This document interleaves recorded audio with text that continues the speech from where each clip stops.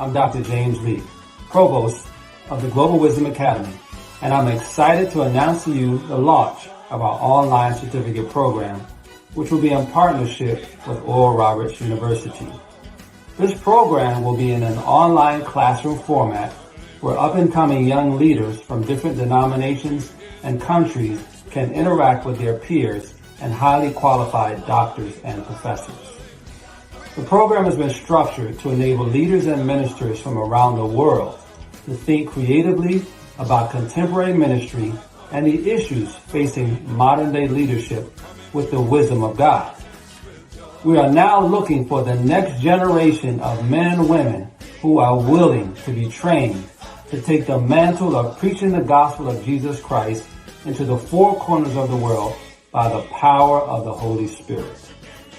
If you are passionate about this call, contact us on our Wisdom Conference and Wisdom Impact magazine pages on Facebook, Global Missions Eventbrite page, and Wisdom Impact magazine Instagram page. Thank you, and God bless you.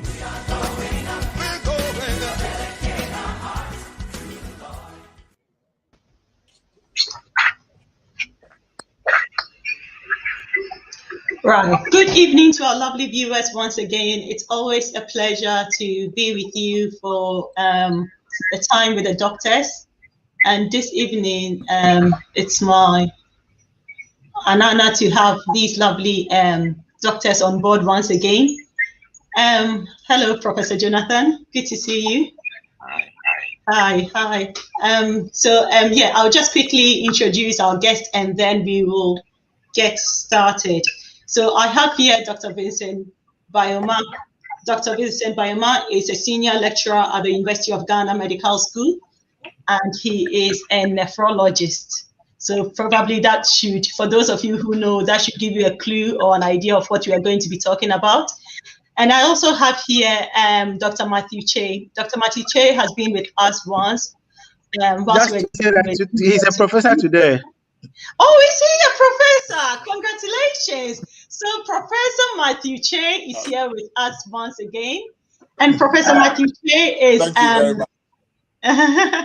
You're welcome. He's a senior lecturer at the University of Ghana Medical School, once again, and he is a urologist. So he was with us when we were dealing with infertility, I believe. Yeah, he was with us for that one. And we have my co-host, Professor Jonathan Lai. Professor Jonathan Lai is such an amazing person. He does all the background works actually, and he makes it an absolute joy to co-host this program with him. So welcome you all. And Professor Lai, like we always start.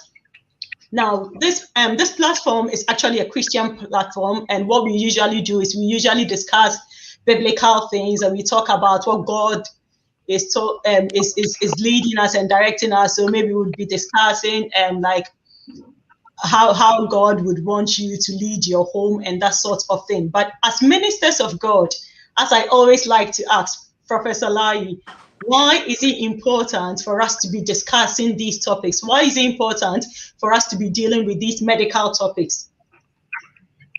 So thank you very much. And welcome everyone to today's program.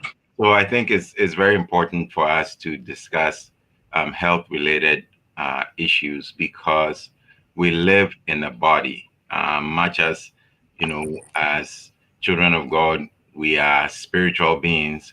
We live in a body, and the body, as God has said, is the temple of His Holy Spirit. And we need to take care of this body. Just like, when you have a car, you take the car for servicing, you take the car for oil change. Sometimes you need to change the tires of your car when they are worn out. Same with our bodies. And if we don't take good care of our bodies, then we are not going to be in a position to fulfill the mandate that God has called us to be. Because if we are sick and unhealthy, we will not be able to make an impact. Even though we may be called, we may be filled with, the Spirit of God, we may be, we may have a calling upon our lives, But if we are not well, we will not be able to fulfill that mandate to the fullest extent. And so it's really important for us to understand some of these things so that we will apply wisdom. You know, the Bible says, teach us to number our days so we may apply our hearts to wisdom. God has given us wisdom. Jesus said it is the sick who need the doctor. We want to make sure that we actually even don't get sick, that we will live kind of a preventive life, you know, a life of preventive health, so that we will not even get to the point where we need the doctor. But even if we need the doctor, we need to understand how to live our lives and live our lives in a healthy way that pleases God. So I think that's why it's important for us to talk about these things. And for today, you know, we're going to talk about kidney disease. And as Maud said, we have, you know, two distinguished gentlemen who are specialists in the area of kidney disease. And we've already introduced them. So I'll hand over to Maud to proceed. Thank you so much, Prof. And thank you, viewers, for joining us once again. Now, if you can tell us where you are watching from, that would be amazing. And again, I would like to ask you to share this program with your family. Now, I know there are so many countries where medical care is actually done on cash and carry basis. So you pay money and then you get to see a doctor. You pay money and you get to see a doctor. But guess what? Tonight, you are very privileged. You don't have to pay any money. And you've got these two consultants here with you.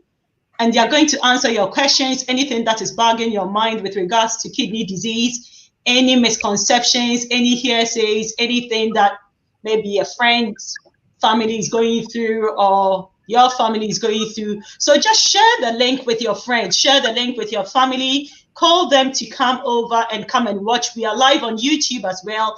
We are on Facebook and on YouTube. So call your friends over and come and let's learn some great things. I know I'm going to be learning some amazing things. And like Prof. Lai said, the essence of this is that actually maybe we can actually live in such a healthy way that we don't even have to see the doctor. Because look, if you get to hear all this information and all they are trying to do is how to prevent things, how to prevent this, how to prevent it. So if you are actually preventing it, then maybe there would actually be no need to be curing, to be thinking of, okay, it's so bad, what can we do? What can we do? So come over here tonight and come and get wisdom. Come and get wisdom as we talk about kidney disease. Right, so I'm going to start straight away with Dr. Matthew Che. So Dr. Che, we know about the kidney. I remember a few months ago, actually, I was having a conversation with my children and we're talking about the kidney beans. And they said, why is it called the kidney beans? And I said, well, it's because it's shaped as a kidney. And that brought about the whole topic. So what is the kidney? What is the kidney? Yeah. Well, thank you very much, Maud. I think the kidney is quite an important organ so far as our survival is concerned. As you rightly said, it looks like beans. So there are two bean-shaped organs that are located in the abdomen. They are quite deeper than our normal stomach and intestine. So they are right behind our back. So that when there are challenges with it, sometimes you feel pain, but the pain is more towards the back than towards the front or towards the navel or the umbilicus. So it is lower down there. It is just below the ribs. So that, yes, if you are coughing, we say that probably the kidney is not there. But just below the lungs or the ribs or the diaphragm is the kidney. It's quite a soft structure, so it tends to be protected. So the last three ribs, we normally say that the 10th, the 11th, and the 12th ribs actually protects it. It's encaged in it. And behind is the spine, bone, and then some thick muscles behind it. So generally, that is where it is located. And it's quite protected because of its important function. A lot of blood flows through it. I mean, it's estimated that probably the whole blood flows through it about 30 to 40 times a day, and because of its work as a filtering, organ. So it's quite a delicate organ, well protected in the abdomen, but of course can solve a lot of diseases as we go on. Thank you. Prof. Che. So I'll go over to Dr. Boima. So Prof. Che has talked about what the kidney is and where it is located in the body. The question is, what do the kidneys do? He said there are two bean-shaped organs. What do they do? I mean, how vital are they to our health? Okay, so thank you, Prof. Lai, for the question. The kidneys contain, each of the kidneys contain at least 1 million functioning units, and these functioning units serve a lot of functions which are vital for the survival of the human body or the normal functioning of the human body. They are involved in removing waste and toxins from the body. So they remove metabolic waste from the food we eat, etc. The breakdown metabolic products are removed by the kidney. They are also involved in regulating the amount of water in the body, so making sure these solutes or this water and everything remains in the normal balance that ensure the normal functioning of the body.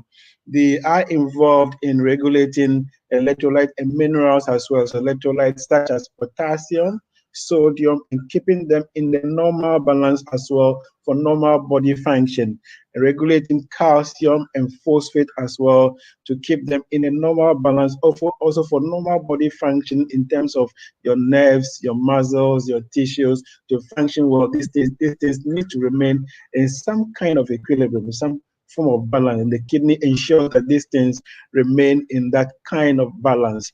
In addition to, apart with the balancing or let's say regulating of the salt and the water, that is the water and the sodium, they help to control your blood pressure by doing that, and they help to produce other chemical substances, vitamin D, for instance, which helps to absorb calcium from your intestines back into the body, so then it helps to give you strong bones, let's say literally so. And then in addition, they produce hormones or other chemical substances which helps to produce your blood. So your blood also, production of your blood literally is mediated by this hormone or chemical substance which the kidney produces. So in a nutshell, the kidney is really very vital in terms of the normal functioning of the body. Let's say apart from all the other things it's produced, you can say the kidney is the Zoom lion of the body, clearing the toxins and everything from the system.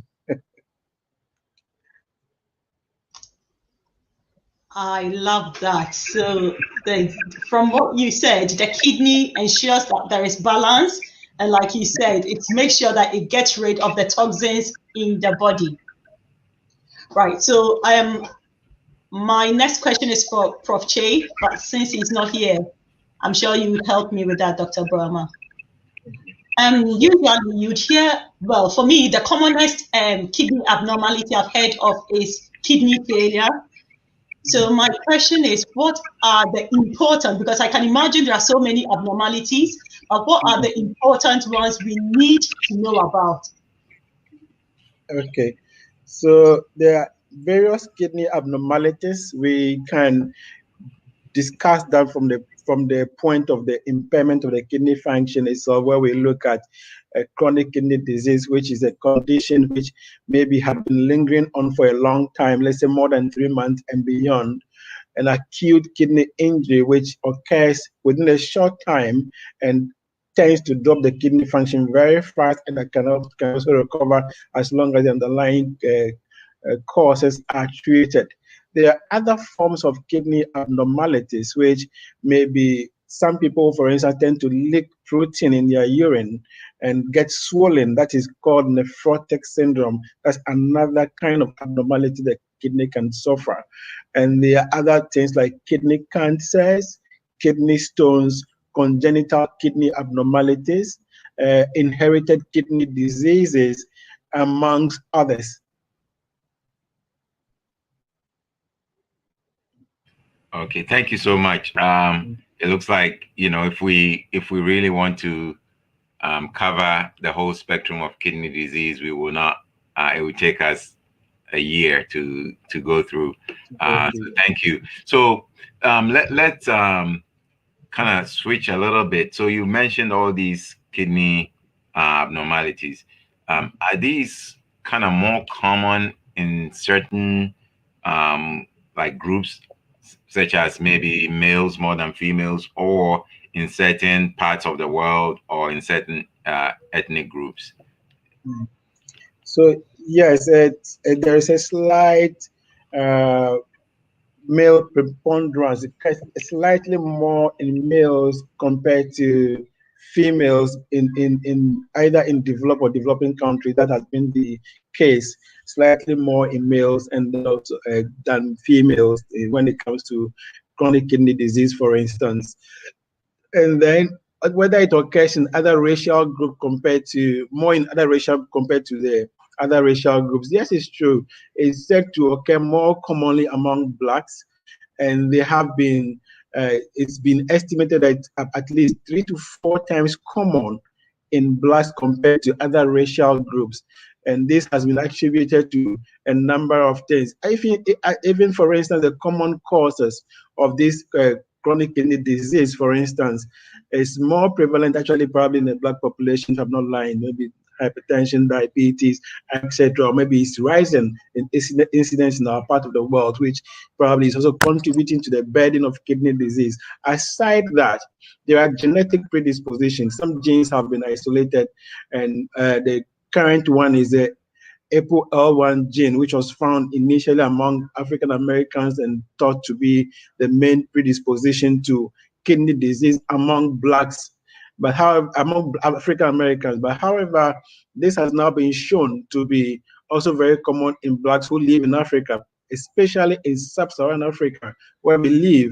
These genes have been shown to be in high frequency and have been shown to predispose to chronic kidney disease, the nephrotic syndrome I mentioned, HIV-associated kidney disease, and other non-diabetic kidney disease have also been shown to be predisposed to by this APOL1 gene polymorphism. And it's been shown that the high-risk alleles or the high-risk variants of this gene are in high frequency in sub-Saharan Africa. So for these reasons, it seems to be more common in our part of the world compared to the other racial groups.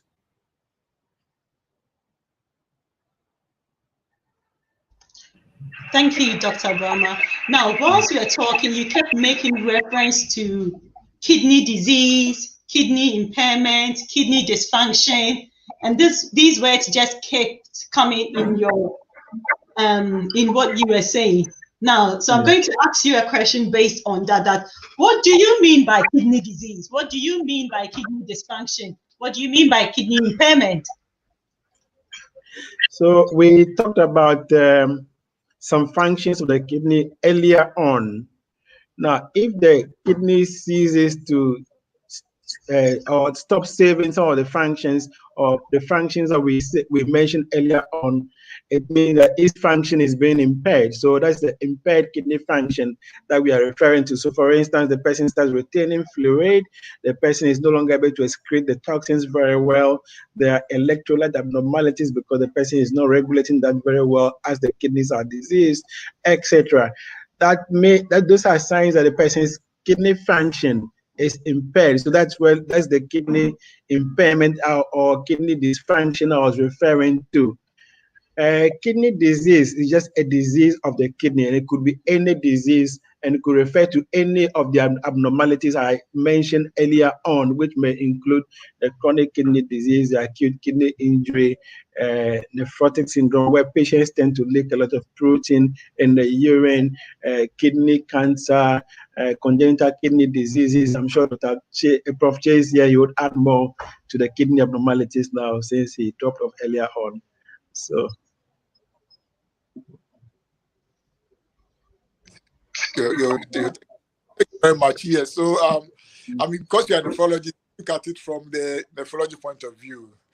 But of course, as surgeons also, then we have to come in with the other aspects. You mentioned the cancers, that is one area. injuries, we call it trauma. I mean, gunshot injuries, stab wounds to the back or to the abdomen, all this can affect the kidney. So we come in and look at them as well. You also have congenital abnormalities, as he mentioned, absence of a kidney, blockage of a ureter. The ureters connect the kidney to the bladder. So if there are any challenges with the ureter or the bladder, it also reflects on the kidney. So any obstruction down there could also be a reason why the kidney may have a challenge. And of course, we also talk about the stones, which also forms in the kidney. So generally, these are the other additional ones that comes in, and sometimes the surgeon has to come in to be able to help deal with them. Right. Thank you very much, Prof, and welcome back. Dr. Burma, so can you briefly talk us through the stages of the kidney disease? Okay, so let me say that the kidney disease or kidney dysfunction, let's literally say there are two of them now, or the two kinds of injury the kidney can suffer. Either it's an acute kidney injury or a chronic kidney disease. Acute kidney injury is a temporary loss of kidney function which occurs in less than 3 months. And the kidney function tends to drop more rapidly in these people due to many causes, such as infections, diarrhea, vomiting, acute heart diseases, burns, trauma, etc. And once the underlying problems are corrected or treated, the acute kidney injury tends to resolve in most of these patients. It's only very few patients with acute kidney injury who may progress to end-stage kidney disease, which I'll talk about when I'm staging the CKD. So largely, most of the acute kidney injuries would recover. However, it's worth noting that an acute kidney injury is a risk factor for developing chronic kidney disease in future. So even though they may recover, they have to be monitored or monitoring their kidney function for the rest of their life. That's very, very important for them to take note of. Now, so apart from the acute kidney injury, we have the chronic kidney disease, which is the injury has link in which the injury lingers on for more than 3 months and then 2 years, etc. So this one is a very slow progressive process, and eventually will progress to end stage.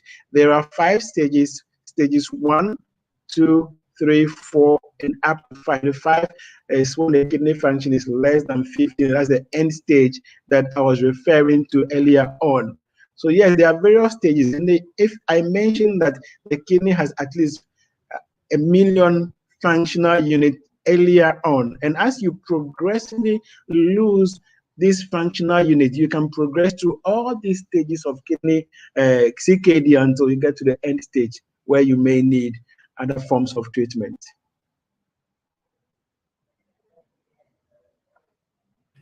Thank you. So kind of moving on. So you talked about kind of kidney impairment, kidney dysfunction, chronic kidney disease.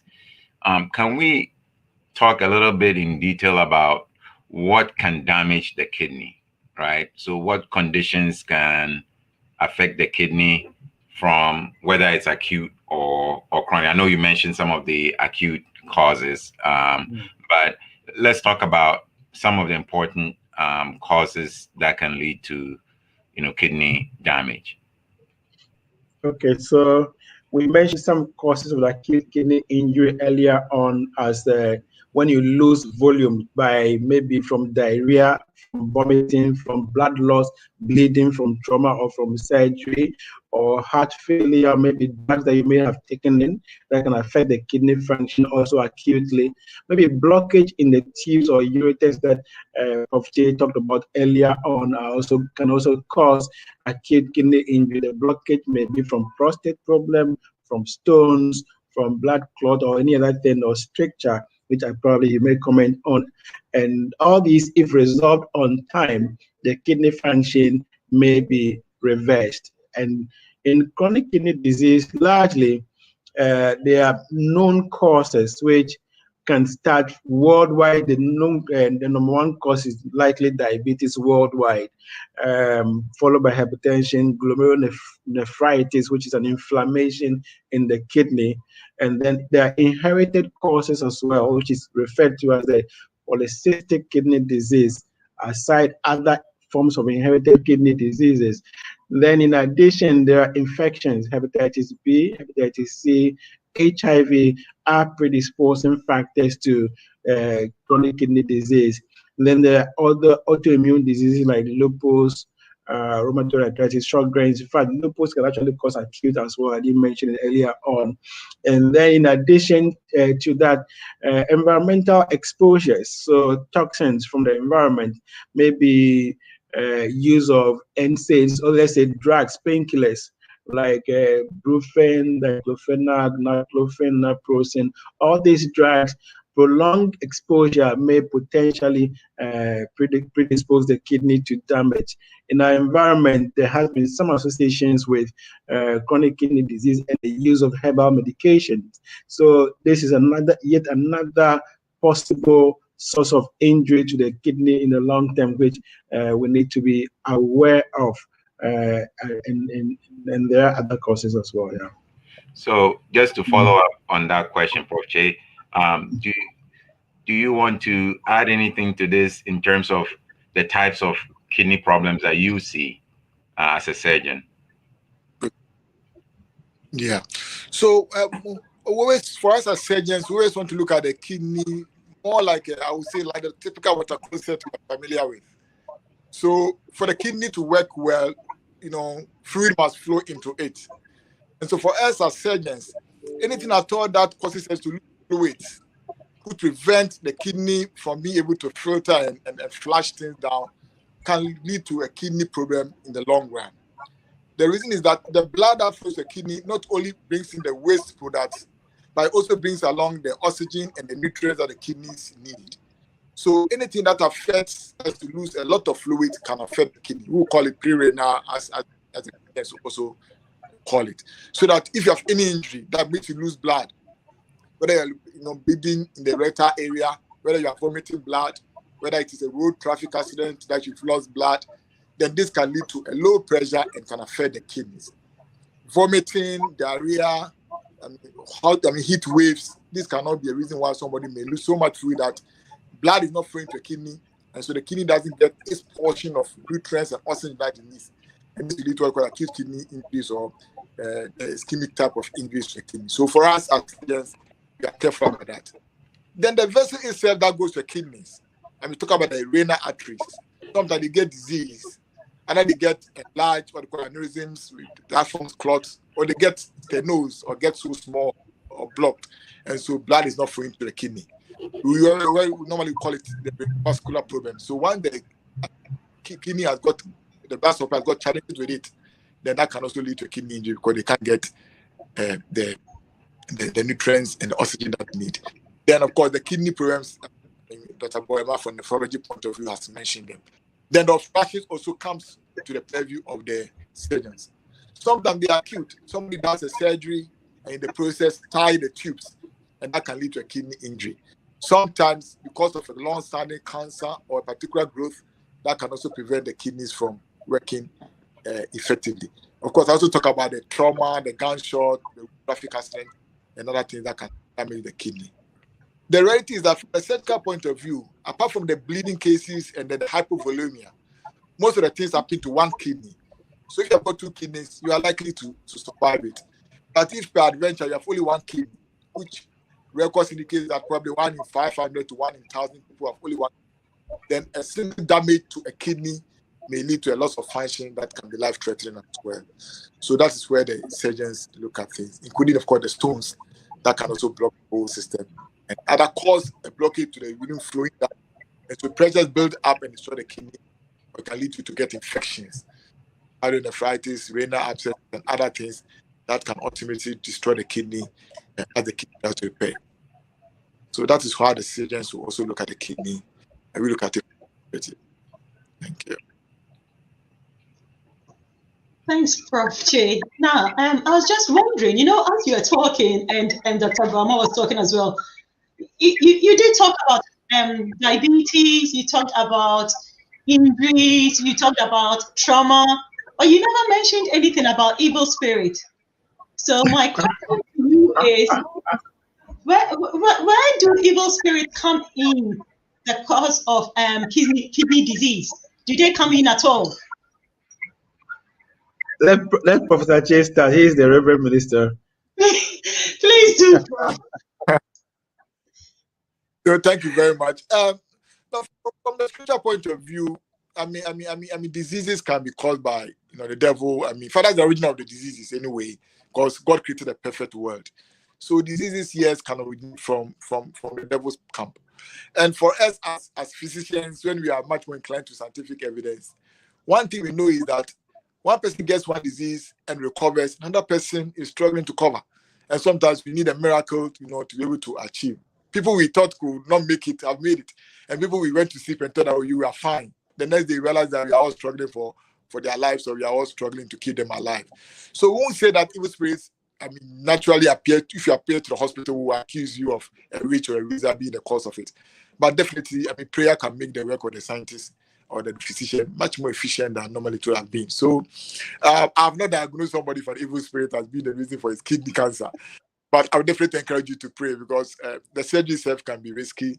The outcomes can be risky. Sometimes even to get the funds to go to the next stage, it takes the grace of God. So we won't discard the spiritual aspect. It's a whole package that we need to move on. That's what I would say.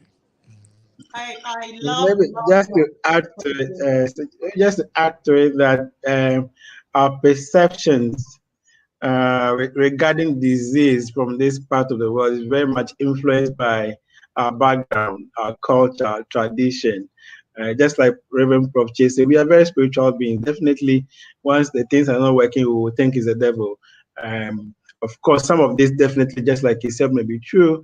Others may not be true. We probably be misleading ourselves. There were very few cases on the world where patients will tell you there's somebody who has confessed in my hometown that this is the cause of this problem, so discharge my patient, we're taking him home for healing. And I encountered the first one actually when I was doing my surgical rotation as a medical student, where somebody had a breast cancer on admission, and then they said they should discharge the patient because somebody has confessed in the house that is the cause of the problem, so they want to take the patient home. I thought that was the end, but when I became a doctor, somebody came with nephrotic syndrome. The same thing happened. It says that somebody has confessed in the village that is the cause of the problem, so they'll take the patient home for healing. And we see a few of these every now and then. But I would say that, look, we are spiritual beings. We believe in God. We go to church. We serve God. And we believe that God can heal us. But there's a difference between seeking the miracle and using the solution that God has given us. I believe there are solutions that God has given us all around us. Even the drugs that were extracted from the herbs for us to use now, they were already there. Scientists went to find it, and we are using it now. So I think that if you make use of what the solution is around you, then you have time and you stay alive to look for the miracle. But when you refuse to use the solutions to stay alive and you are dead, you can't even access the miracle.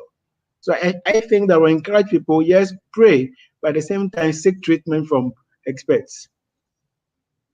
Awesome. I love that. So viewers, yeah, I just love the way they both tackled this. So like they are saying, these are medical doctors, but guess what? They are also Christians. And so like they rightly said, they do believe in the power of prayer. They do believe in the prophetics and everything. But please don't discharge yourself and go home in the name of seeking a miracle. Stay in the hospital and let the prayers still be done. And it can still work in the hospital, I believe. Whilst you are still on admission, the prayers can still work.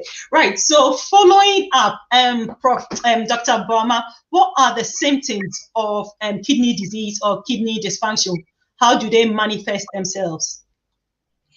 Okay, so let me start. I think the most obvious one, which probably is of concern to most people with a chronic kidney disease, which I think is very important for us to discuss how it presents. Now, the thing is that largely chronic kidney disease is very silent. From stages 1 to 3, you are not feeling anything at all. You look normal like everybody else walking out there in the street without knowing that you have a kidney disease. That's very, very important for you to know. In fact, sometimes if you have to stage 4, you may not feel anything at all.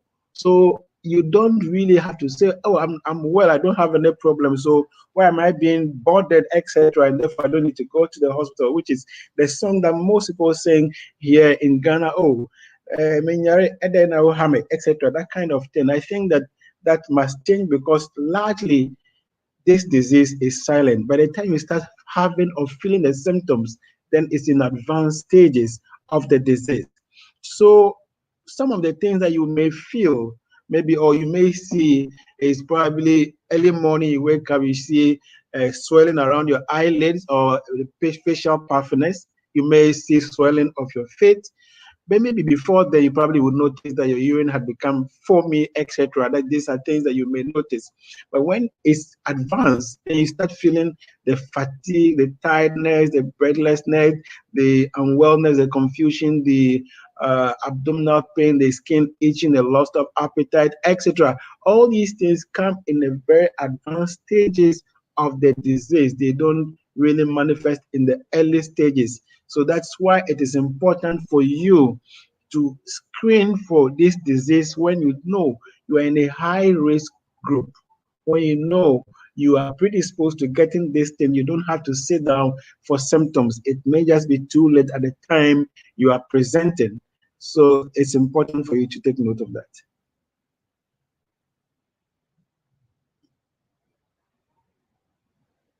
Thank you so much.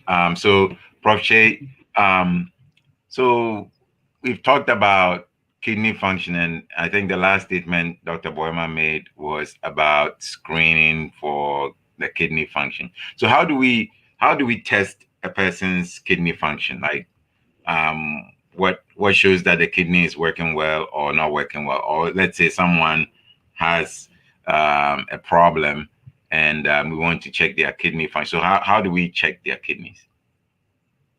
Okay, good. So from where he started from, I mean, first we will look out for the symptoms. I mean, what are the issues? You know, are you nauseated? Are you vomiting? Are you getting puffy face?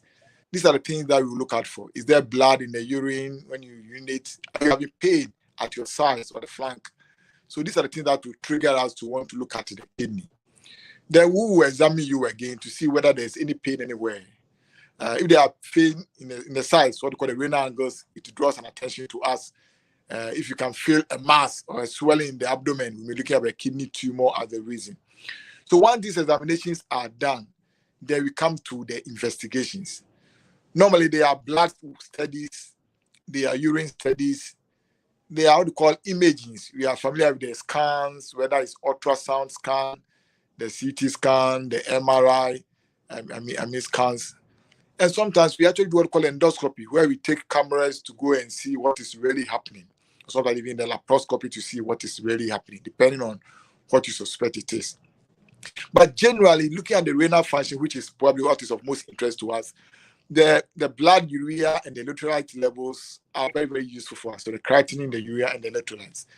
The reason is that the kidney is supposed to filter these things and maintain them in very good equilibrium in the system. So if these are high in the blood, then it means that the kidney is not being efficient in its ability to filter the blood. So high levels of urea, high levels of creatinine, high levels of potassium is something that could trigger us to know that maybe the renal function is abnormal. We can also go and determine what we call the GFR, which is the glomerular filtration rate, to find out virtually the capacity of the kidney to do the work that it's supposed to do in terms of filtration and in terms of maintaining the stability of the ions in the system. So we either collect urine 24 hours and then measure the concentrations in the blood and the urine and do some calculations on it, or we can do some estimates, what we call the estimated GFR, taking care of your age, your cells, sometimes your body mass and everything else, putting them together to decide what the capacity of the kidney is. It's based on this reservoir, this capacity of the kidneys to clear these things. That's what the grades of the kidney comes in. Now, when it comes to a urine test, it's very important. The urine is supposed to be clear, but there are a lot of things in there. For instance, if you take the urine and there's a lot of protein in it, then you mentioned nephrotic syndrome. I mean, the kidney is becoming too leaky of protein. It can be diagnostic. You may see blood in the urine. It can tell us that there's something going on. Is it a cancer? Is it a glomerulonephritis? It can tell us. Even the nature of the particles in the urine can be able to tell us. If there are crystals in the urine, it can tell us maybe you've got a stone disease that's the cause of the problem.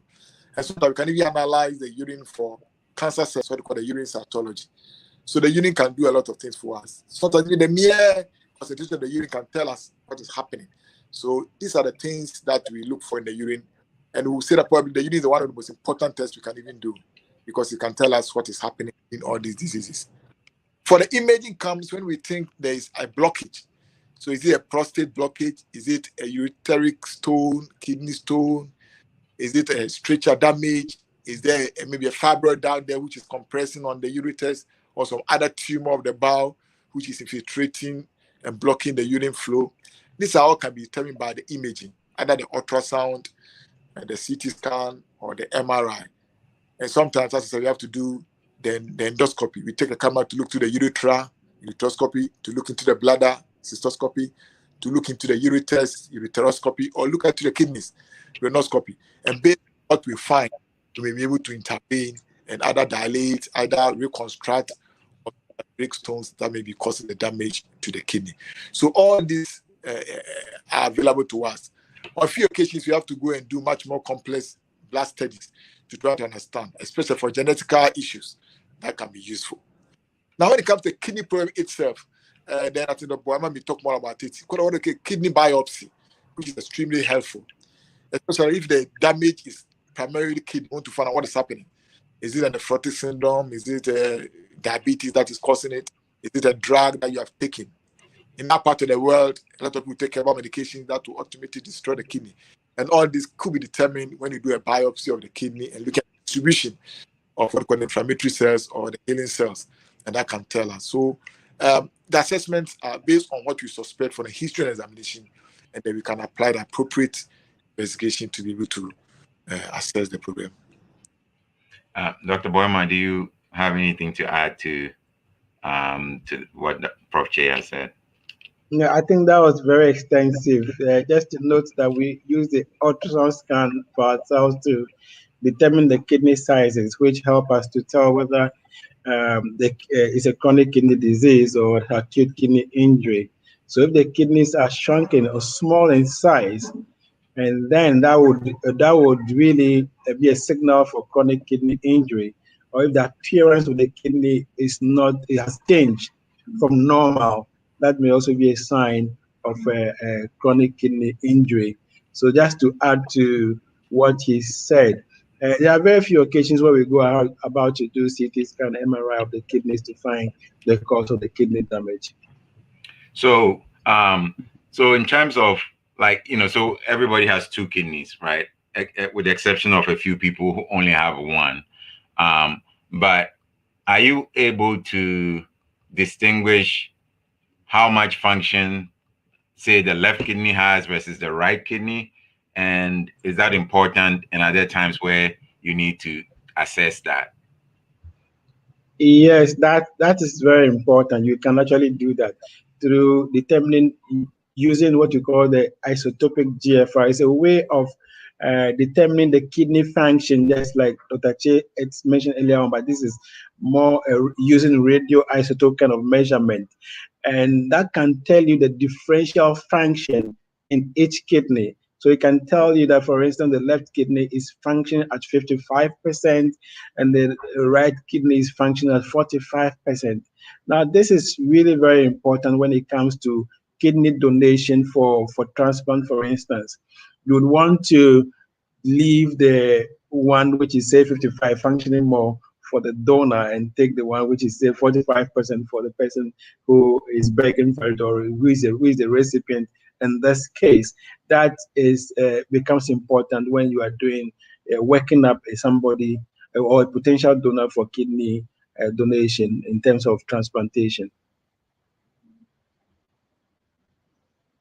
Yeah, well, from the surgical perspective, we are also able to sample the urine that is coming from each kidney to find out the disease processes. So we can, as I said, take a camera into the urethra, into the bladder, and then put tubes into the both ureters. The ureters are coming from, one is from each kidney.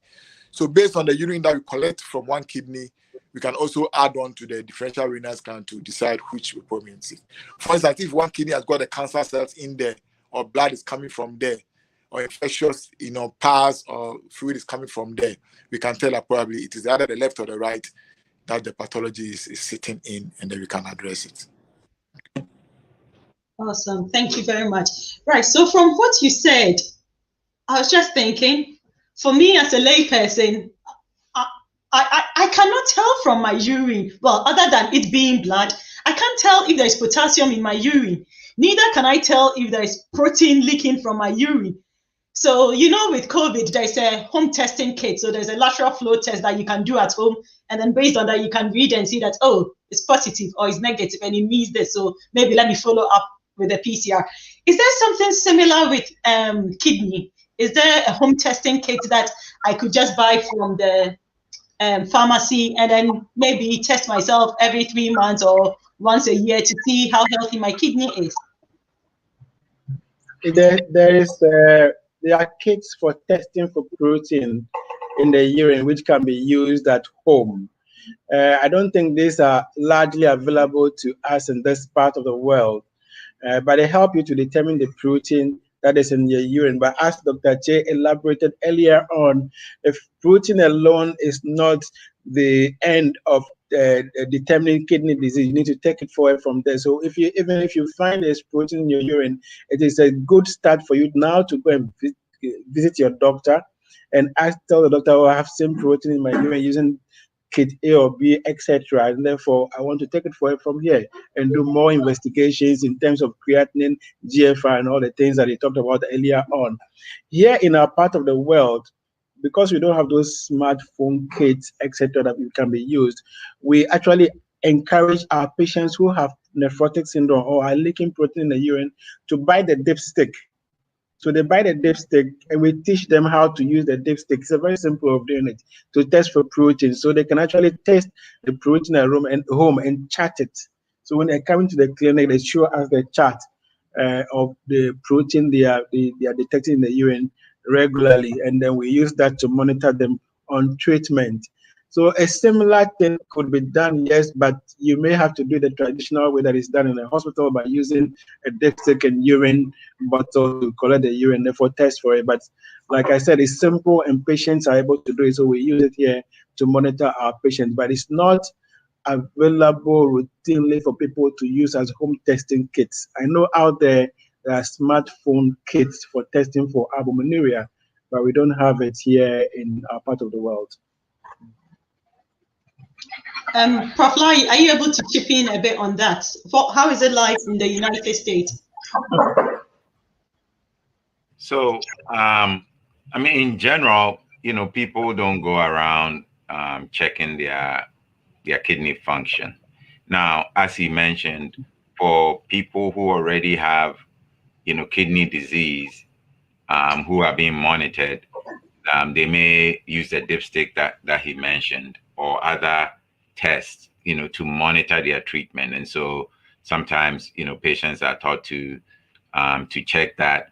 And so if it gets to a certain level, that is an alarm should go off so that they can, contact their doctor about it, which may mean that, things are going wrong. And as Dr. Boima said earlier on, sometimes things may be going wrong and you have no symptoms until it's too late. And so for people who are already being monitored, they can check these at home. And then if it gets to a certain level, it may be an alarm should go off and say, hey, I need to contact my doctor about it. But in general, people, don't necessarily go around, testing their kidney function. In general, for example, in the United States, if you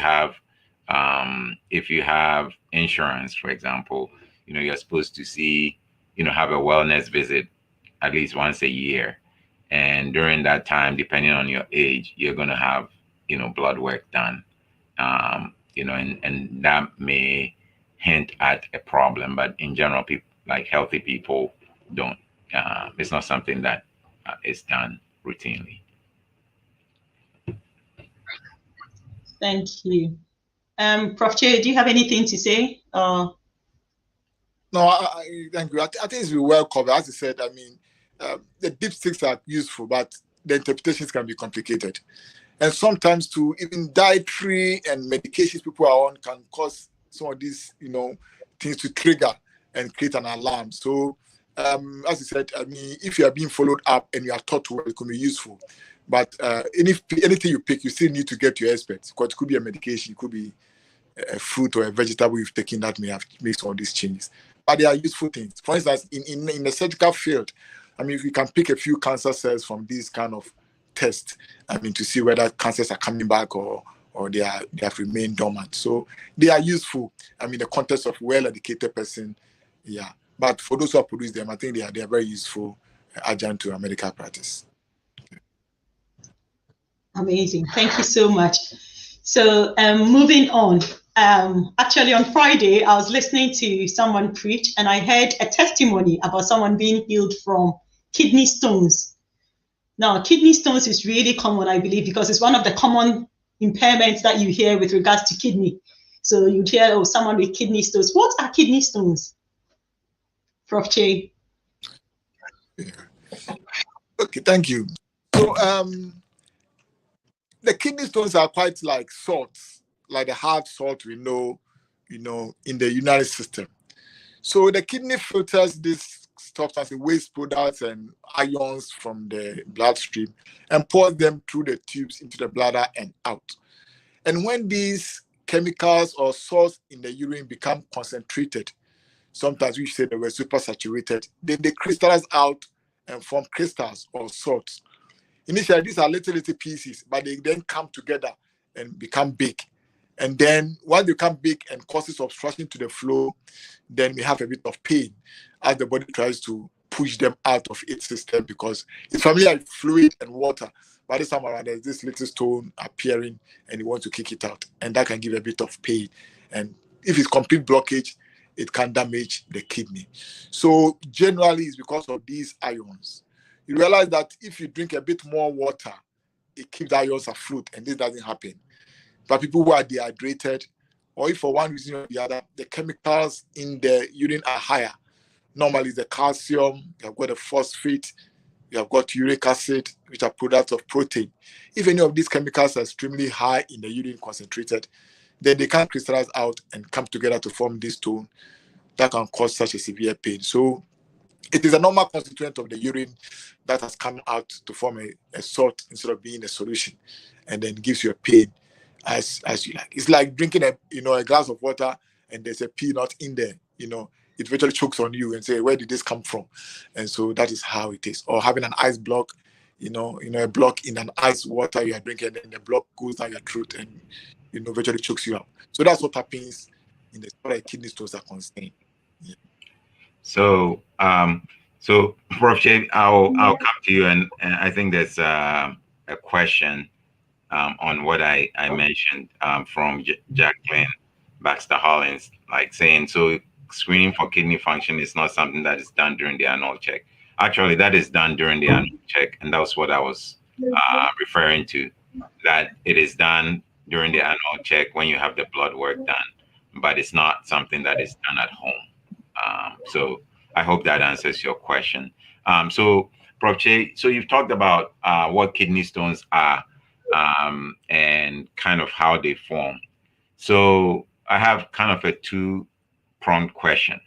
Okay, one is, how does somebody know that they have a kidney stone? And then secondly, why is it that some people are more prone to kidney stones? Because there are people that you may see who have had several kidney stones and have had either surgery or other procedures for them. So can you address both questions? Okay. So kidney stones are quite a common disease. I mean, yeah. Because of our lifestyle, set of diet, and the fluids that we take in. So it's quite common. How do you know you've got a kidney stone? There's a vast majority that we don't find any symptoms at all. So they go for normal routine check. maybe pregnancy related, some other reason. And then the scan will say that, oh, there's a stone in your kidney, normally the ultrasound, and they follow up to assess its presence or not. But some come with complaint. The complaint that is obvious to the patient is pain, and that can be very, very severe pain. The pain depends on where the stone is. If the stone is in the kidney tubules itself, what we call the calyces and the minor calyces and major calyces, they have got a pain that is at the flank and then pierces to the back. Normally, initially it starts as something which is called colic. It comes and goes and comes and goes. But once it gets fixed, then it gives a very constant pain. But if the stone is in the pelvis, when it's trying to find its way out of the kidney into the ureter or the tube, then the pain becomes more like we call it colic. It comes and goes and comes and goes because the kidney system is trying to push the stone out. And so it's a severe kind of pain. Most of them will tell you that it's one of the most severe pains I've encountered. And that is very severe. It's associated with vomiting and feeling nauseated because the nerve that supplies this part of the kidney also supplies the stomach as well and the diaphragm as well. So anytime there is this severe pain, every other organ in the tummy, reacts. So you feel like you are bloated, you feel like vomiting, eventually vomiting, you feel like sweating because the vagus nerve, is being stimulated. Others may also present with pain that is, we call it radiation. So the stone is in the renal pelvis or drop into the ureter. Then they've got pain in the scrotum or pain in the Moon's pubis area or the intrata area or the labia area. So sometimes it's a fair pain. So you may see a patient come and he's holding his testicles of pain and you don't feel anything there, only to realize that the pain is actually a referred pain from a kidney stone or uteric stone. So that is it. Then blood, which is blood in the urine. Other obvious to the person, you can see it. Or sometimes you go to an annual checkup and they said, there's blood in your urine. And so blood in the urine can be a reason to suspect a stone, either microscopic because it's only picked at the microscope and the assessment, or because you can see it. Sometimes you also find a stone because of recurrent infections. You get a urinary tract infection, it's treated. Then 3 months down the line, 4 months down the line, infection comes up again. Then you may suspect a stone. Because sometimes the bacteria hides in the stone. So once you take your antibiotics and the bacteria is cleared from the system, and then you are thinking, okay, then those which are hidden in the stone will then crawl back into the urinary system and establish a new infection. So recurrent urinary tract infections is a reason to suspect that probably there's a stone somewhere which is harboring this. So this hard, meaning these are the symptoms that people can get. Of course, if there's a complete blockage, they can get severe pain, and so they can get infections that can be life, threatening. Why do some people get more stone than the others? The main thing is lifestyle. If you are dehydrated, either because of your geographical location, if you are in a desert environment, in Africa, you are in the, desert areas, you are in the Mediterranean areas where it is very hot, then you are prone to it. In some part of African continent where you are in the, close to the northern part of, let's say, Ghana and other Nigeria and other places, they are quite warm because of their closeness to the Sahara Desert, and they can also form stones. You can also form stones because of a blockage in the urinary system itself. So you've got the prostate, you have got a problem with the tubes, and then that can also lead you to form a stone. Sometimes you also form a stone because of an infection. So you've got a urinary tract infection that changes the nature of the urine in the system, and therefore the urine becomes either alkaline or acidic. Normally it's the alkaline.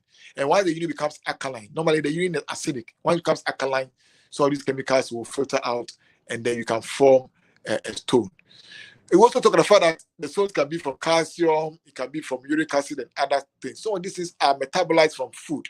So too much protein, too much chocolate, too much of some vegetables like spinach and other things can give you stones. And so this can also be a reason. And of course, sometimes you're also born with your inability to process these things to their full function. So some people have got what called gout, some people have got high uric acid because they are not able to mobilize or metabolize the proteins to their final soluble form that can be excreted. So these are the reasons. So it's either you are genetically born with it, but most of the time it's environmental. Your drinking habits, your geographical location, or there's a blockage in the system that's not making the urine flow out, and therefore crystallization happens, above wherever the blockage is. So there are various causes, and so that's what makes it quite a common disease across the world. Yeah. Fantastic. Thank you, Prof. Che. Now, my next question is, right, let's talk about some solutions. So how do you manage kidney stones? And then secondly, do you always have to undergo any treatment, or can they resolve on, like, if you give it a matter of time? Let's say I'm not drinking enough and then suddenly I start drinking loads and loads of water. Would it reverse and then the kidney stones will just go away, or do I have to undergo any form of treatment? Okay, thank you. So far as the kidney stones are concerned, the first thing we ask ourselves is, as you rightly said, does the kidney stones need treatment or not? If it's not giving you symptoms, pain, blood in the urine, recurrent infections, a fever, we may opt or elect to watch the stone. Especially if the stone is small, less than 5 millimeters, we may just watch. As one of my professors would say, it's not every stone that we treat. So we can just decide to watch it. If it's not giving you pain and it's quite small, we can just watch it. And the evidence that if you drink a bit more water than usual, so you can pass at least 2 liters, 2.5 liters of urine a day, sometimes the stone virtually disappears, virtually dissolves its way away, or it doesn't get any bigger. But if the stone is more than 5 millimeters, then it becomes a problem. Most of the time, it's not likely to drop off, and then it may block the system. So if you realize that you have got pain and the ultrasound shows that it's blocking the system, what they call hydronephrosis or hydrochalasis, then we need to deal with them. Otherwise, they may destroy the kidney ultimately. So then we need to deal with them. Now, you talk about the person who went to church and the stone, was healed. We know that stones can pass spontaneously. As well, if it's less than 5 millimeters or even as much as 7 millimeters, they can pass. What we know is that the lower they are down the tubular system, the more likely they'll pass. So if they're in the distal ureters or mid-ureter, they're likely to pass. But yes, the stone may be in the calyces and they may drop off with time as we drink a lot of water and then as they are so small. So yes, conservatively, they can pass. We have also learned that there are smooth muscles in the tubes that houses these stones. And sometimes if you're able to relax these muscles, the stones could drop off. So we have got some medications to give. Some of the medications we use to treat prostate enlargement, the alpha-adrenergic blockers, can be very effective. So tamsulosin, afizozin, whatever they are, we can give them to relax the smooth muscles, and then the stones will be able to draw by themselves. If they are less than 5 millimeters, definitely. If they are less than 7 millimeters, probably we can. But if the stones are bigger than 7 millimeters, so they are approaching 1 centimeter or 2 centimeters, then we need surgery to deal with them. So how do we deal with them? We have probably 3 main options. The first option is what we call the extracorporeal lithotripsy or method. So what do? We just bring wave forms to hit this stone behind there. For those who have a bit of science, you know about the resonance, that when you put something within the wave pathway of a particular thing that is vibrating, you can cause whatever is in that wavelength to vibrate in unison. And so we cause these stones to vibrate in unison with a source of vibration. And because these are little crystals that have come together to form like a cramp, they can easily disintegrate into these little particles and they are washed away as you drink water. So the extracorporeal shock wave lithotripsy can be effective. Normally for stones that are less than 1 centimeter, we may consider that and it can work.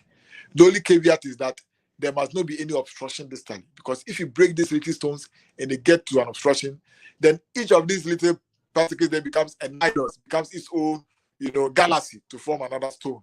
So we must make sure that there are no obstructions and then this can work. So that's the extracorporeal shockwave lithotripsy. If you are pregnant or you've got a tendency to bleed, we may not do this thing because it's contraindicated, because they are high frequency sound waves. And we don't know what will happen to the baby's hearing, and we don't know what will happen. Sometimes it can cause fractures within the kidneys. You might bleed, and that can be a difficulty for us. So that is one way of dealing with it. The other way is a minimally invasive thing. As I said, we can take a camera to look through the ureters, a tube, and all the way up. And once we see the stone either in the ureters or the kidney, then we can use a vibrating something to try and crush the stone. So we can use a vibrator, what they call pneumatic. We can use a laser, which is now very much common now, that we use what we call laser lithotripsy. And the laser is very versatile because you can have a very thick laser stem, and you can have a very flexible one, which you can move around and coil around to break the stone. So we call it the endoscopic treatment of stones, and it's one of the mainstays across the world, which is also available in most of African countries. The next option is to puncture into the kidney. Sometimes we make a direct puncture into the kidney to try and get the stone out, especially if the stone is bigger than 1 centimeter. Because if from too many little particles, sometimes it's difficult to get them to wash down. So we may puncture into the kidney area, and they use any of these forms, the laser, the ultrasound, and crush these stones and then suck them out or pick them out. And so what's called percutaneous nephrolectomy can also be very effective in dealing with this. However, if the stone is very big or there's an obstruction that needs to be dealt with, then we may pick an open surgery to go to do that. You open into a ureter and pick it up, or open into a kidney and pick it up. So despite the extracorporeal lithotripsy, despite the endoscopic treatment, sometimes because of a concomitant problem, we need to do an open surgery and solve the problem and then pick the stone out, especially if there's a diverticular or something. This can be by open surgery or by laparoscopic surgery or by robotic surgery, depending on the facility that's available. In our Africa context, we do more likely to be an open surgery or a laparoscopic surgery. The last point I want to make was the question as to whether people form stones. Yes, the reality is that almost 50% of people who form stones will form the stone again. So one of the things we say that once you form a stone, we call you a stone former, and we have to follow you up, virtually for the rest of your life. So if you form a stone, it's always a risk factor to form a stone, because maybe your occupation still remains the occupation that you are engaged in. Either you are sedentary in the office or you are out there on the field in the heat, and so you are likely to form it again. If the genetic abnormality that causes you not to break down the chemicals to the soluble forms, you still have it in your genetics, so it's going to happen again. So once you form a stone, you are going to form again. But what we know is that one of the most efficient ways or effective ways of preventing yourself from forming a stone is to drink a lot of water. And so if you're a stone former, then the bottle of water should be your friend, and then you'll be okay. But once you form a stone, the chances that you form a stone is between 30 to 50% in a 5 to 10 years time. So you have to take note. Thank you so much. So we'll move on to Dr. Boima. So now we've talked about solutions to kidney stones. And previously talked a lot about kidney impairment, chronic kidney disease, acute kidney failure and all that. Can we talk about some solutions? I mean, how is kidney impairment or kidney disease or kidney failure treated? So thank you, Prof. So let's take the acute first. It's not every stage or degree of acute kidney injury that will need any dialysis or anything of the sort. However, it depends on the cause of the kidney problem. So, for instance, if it's diarrhea, you are losing fluid, you need to replace the fluid. If you are vomiting, you need to replace the fluid. If you're bleeding, you need to replace the blood. If it's an infection, you need to treat the infection. If it's a heart problem, it has to be treated. Liver problem has to be treated. If it's a toxin that is causing the acute kidney injury, that toxin would have to be stopped. Let's say a drug or antibiotic or a dye that is used to do a procedure. All those things may have to be kept, has to be taken to prevent people from getting acute kidney injury from all these things. If it's an obstruction to urine flow, just like Dr. Chase said, you have to relieve the obstruction for the pressure buildup to stop damaging the kidney. So, for instance, a prostate, they would pass a catheter to drain the urine. If a stone, they will remove it, etc., to make sure that the injury or the damage does not continue. Now, some patients would have very severe forms of acute kidney injury that will require acute kidney replacement therapy for a short time. The kidney replacement therapy in this case would be dialysis for a short time. And there are indications for doing that. So the indication, maybe if the person comes, for instance, and is breathless because it's accumulated fluid in the lungs, or maybe if the electrolytes are so high, like potassium being very high, like hyperkalemia, for instance, or the person has accumulated a lot of the toxins and therefore is becoming confused. So encephalopathy, for that matter, or developing other complications like bleeding from gastritis, etc., among others, will be in the and probably under the circumstances, the person's urine output progressively is dropping along the line. The kidney function is getting progressively worse. So these people will receive the kidney replacement therapy or dialysis supportively, waiting for the kidney to to recover from the injury, and then you discontinue the dialysis, and then once they recover, they will not need this dialysis anymore, but will need follow-up because acute kidney injury can potentially, like we said earlier on, be a risk factor for a future chronic kidney disease. Now, if you take that of the chronic kidney disease, that also we staged it from stages 1, 2, 3, 4, and up to 5. In the early stages of chronic kidney disease, you do not need dialysis. What is important is to treat the risk factors to slow down the progression of the kidney disease as much as possible. So you define the person's risk profile. So if the person is diabetic or hypertensive, you need to treat all these risk factors to target by using hypertensive medication or diabetic medication to make sure that these things are treated to target to prevent or slow down their long-term damage to the kidney. Number 2, you manage other associated problems that may be there. If there's a cholesterol problem, you need to manage it. If there's anemia or low hemoglobin because the kidney is not producing the hormone we talked about earlier on, the erythropoietin, you have to treat that one as well. If they have their calcium and phosphate problems, you would have to treat them as those ones as well. And then along the line, maybe they will need other forms of drugs to control their blood pressure because their leg is swollen, so will need water pill to help them pee, maybe so to reduce the swelling, etc. All these things will be done in the early stages before when they progress to end stage. That is when you would need some form of kidney replacement therapy, and that is in the form of either dialysis or kidney transplant. The dialysis, there are literally 2 types, really. The blood type of dialysis, which is the hemodialysis, and the water type of dialysis, which is called the peritoneal dialysis. Largely in Ghana, we have the blood type of dialysis, which is the hemodialysis, and most of the patients come from home to the hospital to receive their treatment. That is called in-center hemodialysis. They come to an institution to receive their treatment. There are other forms where the patient can receive their dialysis at home, which is called a home dialysis. That service is available to only 1 or 2 privileged people in Ghana who can afford, because it's not everybody who can afford that kind of home dialysis treatment. For the peritoneal dialysis, which is really also a very good form of dialysis, what we do literally is to put some form of glucose-laden fluid in your tummy, and this literally sucks out excess fluid and the toxins from your body into your abdominal cavity, and that can be drained out after a certain period.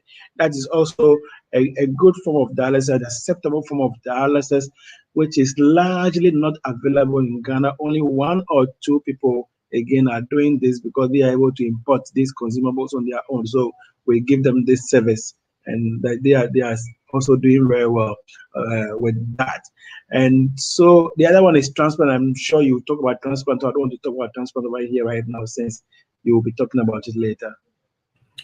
So essentially, when you talk about dialysis, you are kind of using a machine, or hemodialysis, you're using a machine that works like the kidney to take away the toxins from the blood, right?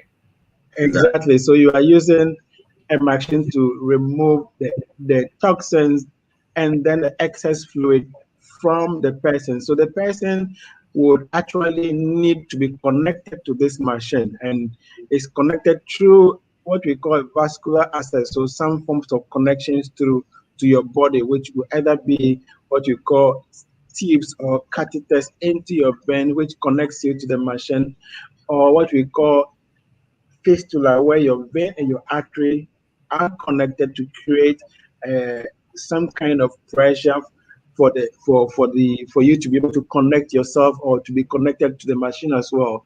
And the blood flows through this machine or through a filter connected to the machine for over at least 4 hours for you while you are lying there for your blood to be washed this way by removal of the toxins and excess fluid. So for the peritoneal dialysis, So they do it at home, as you said, and so they put the fluid in the abdomen and it sucks the toxins and then they drain it. So how long does that take? Does Yes. that take 4 hours too, like the hemodialysis? So ideally, the dwell time is about 4 hours, but it depends on the prescription based on the person's needs, for instance. So if the consultant or let's say the doctor reviews and thinks that, oh, you need 4 to 6 hourly exchanges based on your parameters, they can do that as well. So it's even though it's 4 hour dwell time, it's not limited to that. It can be changed based on the prescription given by the kidney disease specialist. For those who are acutely ill, very ill, and come to the hospital, it can be as short as 2 hours, depending on the kind of fluid you are using to suck out those excess fluid and toxins as quickly as possible. Okay, so in Ghana, for example, how much does dialysis cost, right? And who bears the cost of that? Does insurance pay for it? So yes, so this is looking at private sector versus public sector in terms of cost. In public sector, largely is between 325 to about 400 Ghana cedis per session, and this is way below $100 per session per session for dialysis. So let's say probably roughly on average about $60 or so, which is really the cost per session. So if you are doing 3 times a week, that is times three. Those who are doing two, that is times two per week. And this is a long-term treatment. So you're going to be paying this for the rest of your life, or unless you get a kidney transplant. At the private sector, the cost can go as high as 450, sometimes 500. So again, even the 500, 450 is still below $100, if you can, as you can see, because the exchange rate is now about 6.01 or 6 point something, if I'm correct.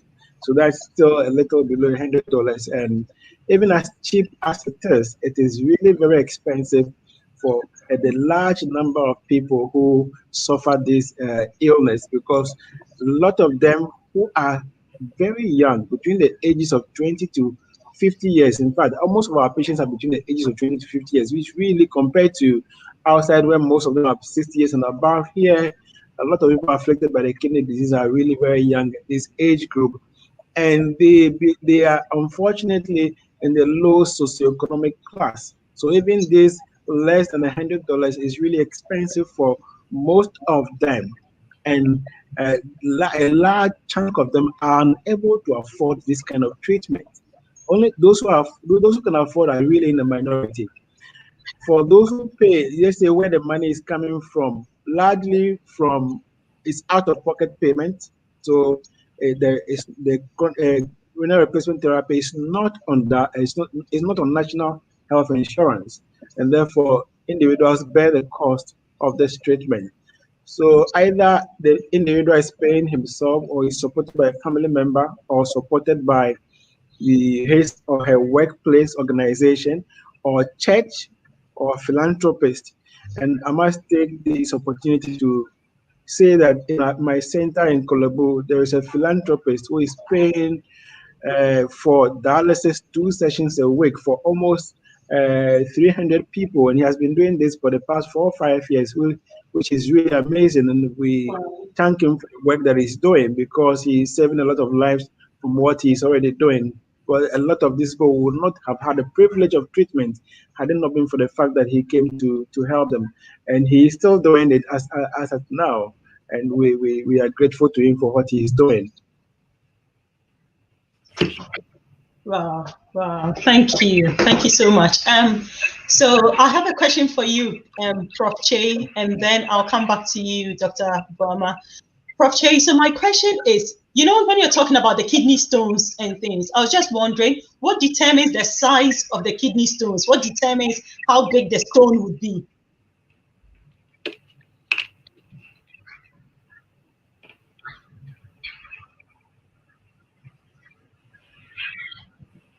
Right.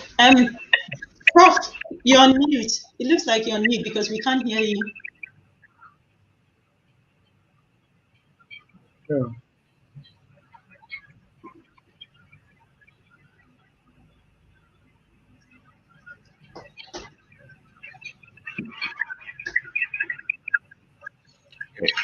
It may be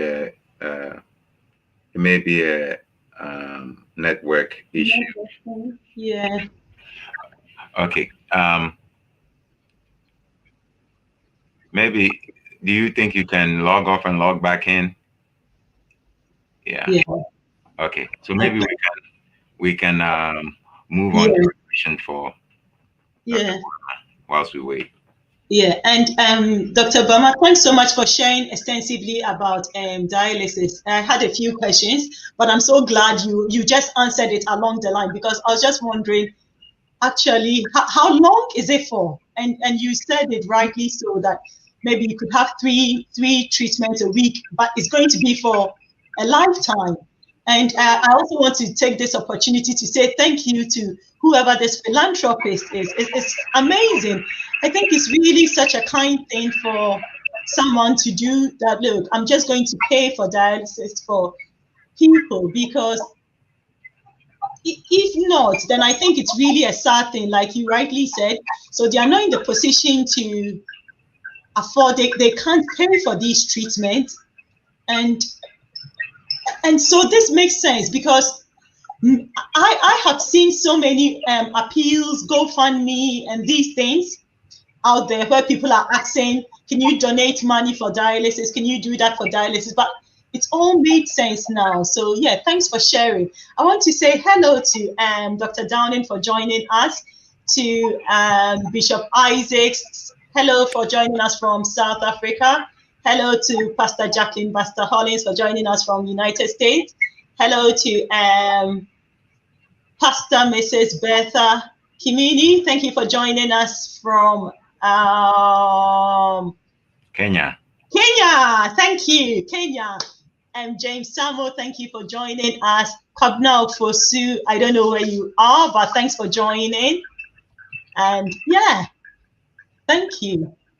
Right, Prof. Lai, over to you. Okay, so Prof. Che, let's talk about transplant. So Dr. Boima has talked about dialysis, and talked about hemodialysis and peritoneal dialysis. So what is transplant, and who qualifies for transplant, and is that available, say, in Ghana, for example?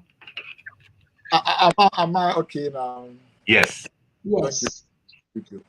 So from where Dr. Boima left off, so once the kidneys are the function is quite gone or damaged, unfortunately the kidney is not able to recover itself, and so they have to get this replacement. So the dialysis is one way of doing that, but a much more efficient way is to bring another kidney to replace what is lost.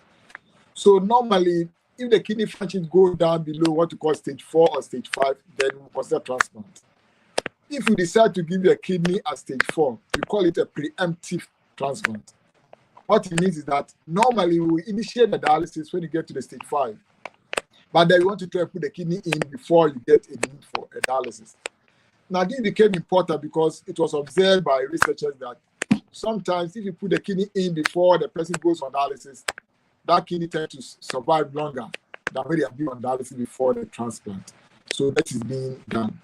Unfortunately, it's difficult to get a kidney. So most of the time, people end up on the dialysis and at stage 5 before then we can consider putting them on a transplant. So once we decide to give you a transplant at stage 5, when you're already on dialysis, then probably we call that the traditional transplantation that we have.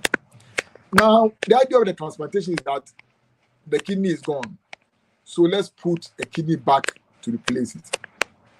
We will go to pick a kidney for somebody who already has a kidney or 2 kidneys and therefore can survive on one when it's taken away, and then put it in you to work in you. It is based on the principle that everybody can survive on a kidney. In fact, it's believed that you can even survive on a quarter of a kidney. So once we take one, the other one is not worse off, and so we can put the kidney in there. So we harvest the kidney and then place it in you and connect it back to the tubing system or to the blood to get it supplied. So if you ask who qualifies for transplant, essentially everybody qualifies for transplant once you get to the stage 5 and better still stage 4. Of course, somebody is donating, so you must make sure that that valuable good is not unduly misused. So we make sure that you are fit enough such that no other comorbidities will let you die. In other words, some people may die from already complications of the renal problem, heart attack and congestive cardiac failure. We will not want to put the kidney transplant in because if you die, we've lost it. And so that is an important consideration to make sure that it will serve the purpose for which it's being donated for. If the reason is because of a cancer, we are a bit cautious because some cancers can come back and then you may lose you. So if you have got a cancer, we may not deny you of it or sometimes wait until about 2 years when you are sure that the cancer is not coming back, then we can give it to you. The only cancer that is exempt is skin cancer. But any other cancer, prostate or kidney cancer or bowel cancer, we'll wait till about 2 years before we give you the transplant. And of course, we also want to make sure that you're not somebody who rejects the transplant easily. Some people have got transplant, they've rejected it about 2 or 3 times. We are a bit skeptical because there could be other reasons why you are rejecting it, which scientifically we are not able to assess. So we take all into consideration, but primarily to make sure that this kidney we are giving you will survive and perform a useful function. But ideally, any person who enters the stage 5 should have the transplant because the quality of life is better than having dialysis, other peritoneal dialysis or chemo dialysis. So, so you mentioned that with transplant, so somebody comes in and donates one of their kidneys, and so then they undergo surgery. You remove one of their kidneys and put it in the person who needs the transplant. Exactly. Now, in other parts of the world, such as the United States and probably the UK, they, even though they do some of the living donor dialysis transplantation, there are sometimes where somebody who may be dying from very serious accident, and they may donate their organs, or they have a system where people indicate on their driver's license that in case I die, I want to donate my organs, and so they will kind of remove those organs and transplant them. Is that something that's done in Ghana? Currently, no. We call that a cadaveric, transplantation. I was privileged to work in Tagamek Hospital in South Africa. It was quite something. In fact, it was one of the major sources of kidneys for transplant, where people want to say hold their baseless and their donors. Unfortunately, in Ghana, we don't have laws that defines brain death and all the the ethical issues that surrounds it. I know a document that they produced. One of our professors was in charge. I've actually had to preview the document and updated it. I think Dr. Boyama and myself were involved in updating it for current practice. Unfortunately, it's yet to be adopted by our Ministry of Health and insurance companies to work with. So the document has been updated.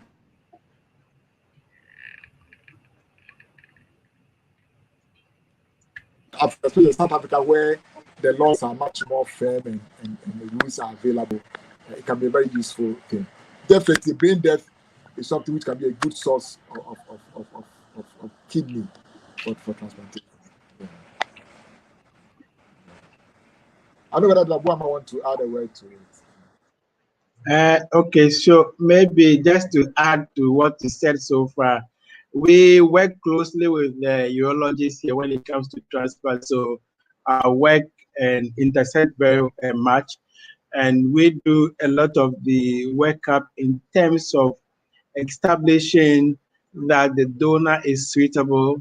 There's a match between the donor and recipient before transplant. So there is a need for us to take a history from who is willing to donate. There's a need for us to examine this person very well.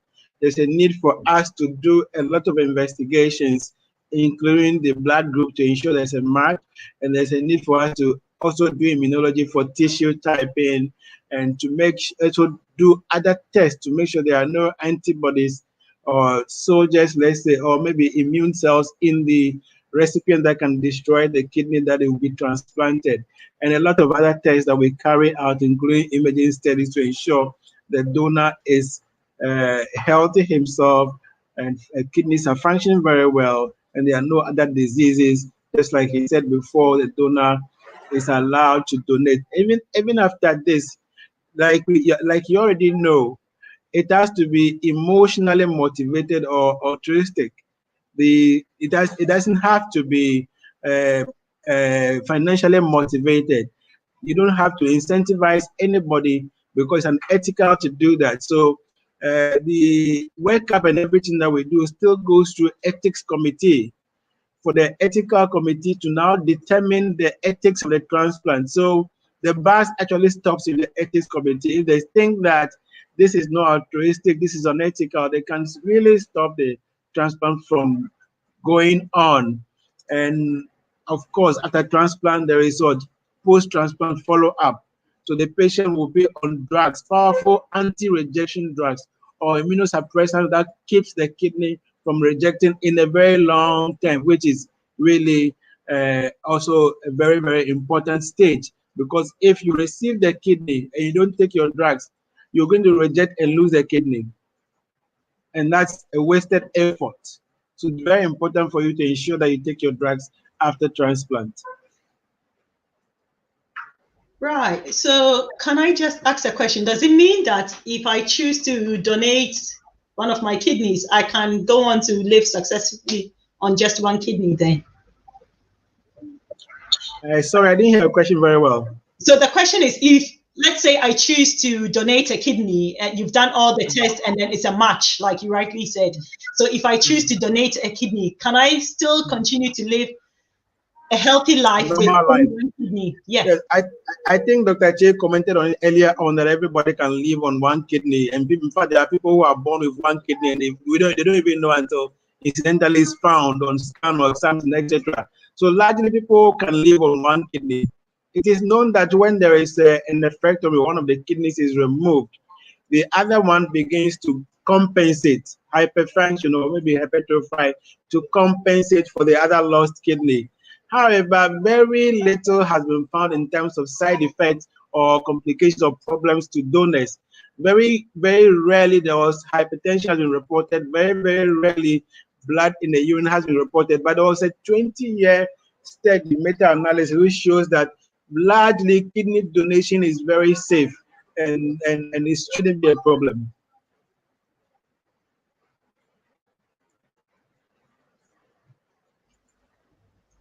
Thank you. Prof. Lai. Okay, so we are almost coming to the end of our time. So I think what we'll, the last question that we will ask is, I mean, what could one do to promote, like, kidney health and prevent kidney disease? So if you want to kind of answer this as your parting words, is there something that an individual can do to promote kidney health and prevent kidney disease? I think we'll start with Dr. Boyama. Okay, so we can start from primary prevention. You first have to know your risk factors. You need to know whether you're in a high risk group in the first place. So if your parents have hypertension, diabetes, you're predisposed to getting it. And you need to be checking this regularly. So that the diabetes and the hypertension, for instance, can be detected very early and treated to target to prevent the development of the kidney disease. If you have a family history of kidney disease, you should also be checking regularly so that it can be detected very early enough to prevent the progression or the development of the kidney disease. Now, behaviors, environmental exposures, like maybe taking in this analgesic habitually, like we talked about. There are a lot of things in the environment, including the herbal concoctions, the aphrodisiacs, the bitters, the concoctions nowadays, I'm told, don't contain only the herbs. They do contain some of the orthodox medication that we prescribe, especially the analgesics like the NSAIDs, for instance, the diclofenac, ibuprofen, etc., may be found in some of these concoctions. So if you drink this, really you may be increasing your risk of kidney disease in the long term. As you know, some of these things are probably the doses may not even be regulated. You keep drinking and then you increase your risk of developing kidney disease. So staying away from them may be a good thing. Avoiding the unnecessary indiscriminate use of over-the-counter pain pills may be a good thing as well. He said adequate hydration has also been shown to be a good thing, but we are not saying that you go and intoxicate yourself, drink water and get water intoxication. No, you are supposed to hydrate yourself adequately enough. Most literature, if you read, they put that 3 liters per day, but even that 3 liters, it's not only water, it's total daily fluid intake. So that will include water, any sort of water, porridge, soup, beverages, etc. The total amount of fluid that you are taking in is what they are talking about, not only water. So you go and drink 3 liters of fluid and you go and drink another 1 liter of cocoa or soup. That will be too much, I think. And therefore, when they said drink adequately, it's not about only the water per se. Of course, there are other liquids you are taking. So factor everything into what you are drinking or you are taking in, etc. Now, when you develop the kidney disease itself, again, all your risk factors have to be treated. And the whole idea is to delay how fast the kidney progresses to any stage for you to need dialysis or transplant. And therefore, again, it's important for you to regularly check your blood pressure, for you to regularly make sure they are treated to target, diabetes, for you to make sure they are treated to target, avoid all the pain, indiscriminate use of analgesics I mentioned, the herbs, adequate fluid intake, etc. All these things can delay progression to end stage. In terms of diet or things that we eat, from the recommendation, there is what we call protein restriction in the early stages of kidney disease, where the protein is restricted to say between 0.6 to 0.8 grams per kilogram body weight per day. See a dietitian, a professional dietitian, to quantify this for you. This is outside this discussion, so you can see a professional dietitian to quantify this for you that you need to know and also adhere to. Generally, more fruits, more vegetables, fluid intake, etc., will be healthy in terms of BP control, in terms of sugar control, in terms of losing weight to also reduce its effect or risk of kidney disease, decrease alcohol intake or avoid alcohol intake if you can, stop smoking, low salt intake or decreased salt intake less than 2 grams per day are things you could do to prevent or slow the progression of kidney disease. So maybe I will ask. There are a couple of questions there. So as you guys take this, if you can answer them as you go along. So one is, does cube or monosodium consumption have effect on the kidney? And then the other one is, what dietary advice will you recommend as in foods that enhance good kidney health? I think you mentioned some of them. Prof. Che, you can, as you talk about promoting good kidney health, if you can answer some of the questions, and Dr. Boama can also answer them. So the monosodium gluconate, yes, there's a scientific evidence showing that it can increase the risk of kidney disease, and therefore it is not advisable to be using monosodium gluconate in our food. We probably don't need it even this in the form of the white cubes, whatever we call them, that people use to cook all kinds of things, etc.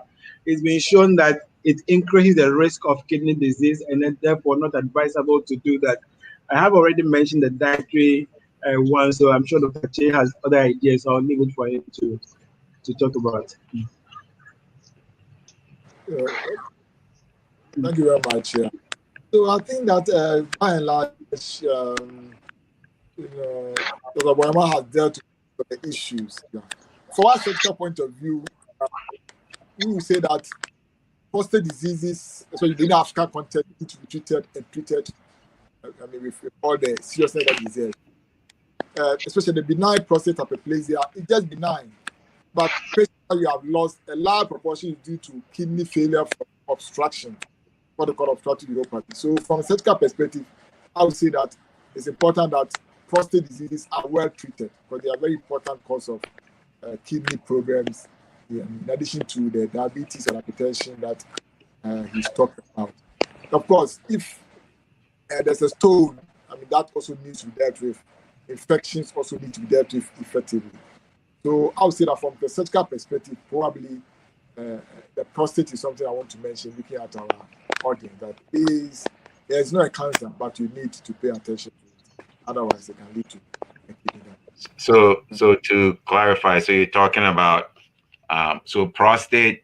So every man has a prostate, and as you get older, your prostate gets bigger, and so it can block urine flow, right? Okay. And so that's what you are talking about, right? That if the prostate, those with clinical symptoms of straining to pass urine or urine free stream, these are the ones that, and they should pay attention. Yes. So if you're a man and you are, as you get older, you are having difficulty urinating or having a good urinary stream, it's important to be checked about that, because sometimes that type of blockage, the prostate getting bigger can block urine flow, and then the backflow, kind of the dam effect, can damage the kidneys. And so that's what Prof. Che was talking about.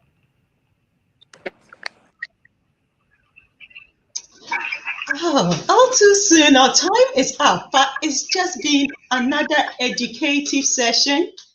And all I've been thinking about is really, so it's all about back to the basics. The very first topic we did, Prof. Lai, prevention, knowing your numbers, keeping your BMI in check. If you are at risk, just make sure that you are managing your diabetes, managing your happy, because all these things, some way, somehow, they are all interlinked, they are all interconnected.